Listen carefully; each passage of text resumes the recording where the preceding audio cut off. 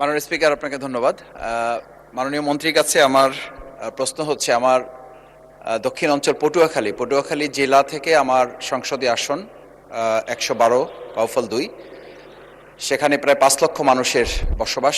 আমি সেই বাউফল থেকে আজ বাউফলবাসীর পক্ষ থেকে ধন্যবাদ জানাচ্ছি যে কথা বলার সুযোগ করে দিয়েছে।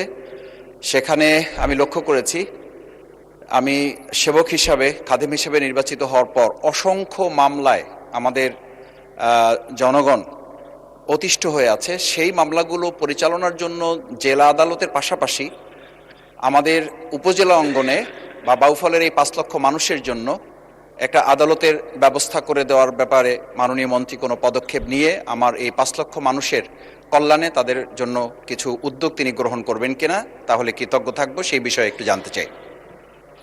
মাননীয় মন্ত্রী। মাননীয় স্পিকার, আপনাকে ধন্যবাদ।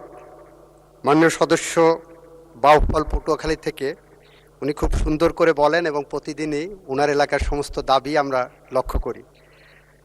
এর সাথে বাংলাদেশ সুপ্রিম কোর্টের সিদ্ধান্ত জড়িয়ে আছে এবং আমাদের বর্তমান যে কাঠামো, বিচারিক আদালতগুলোর কাঠামো, সেই কাঠামোর মধ্যে সেপারেট করে উপজেলা লেভেলে কোনো আদালত প্রতিস্থাপনের সুযোগ নাই।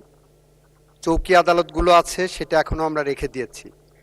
যদি ভবিষ্যতে সময়ের প্রয়োজনে সুপ্রিম কোর্ট মনে করেন বা আমরা আলোচনা করব যে আমাদের উপজেলা লেভেল পর্যন্ত আবার আদালত নিয়ে যাওয়ার সুযোগ আছে, সেখানেও একটা আইনি প্রশ্ন আছে এবং এটা জাতীয় সনদে আছে। জাতীয় সনদ যখন আমরা বাস্তবায়নের দিকে আগাবো, সাংবিধানিক সংশোধনের মাধ্যমে সেখানে এই আলোচনাগুলো করে আমরা যথাযথ ব্যবস্থা নেব।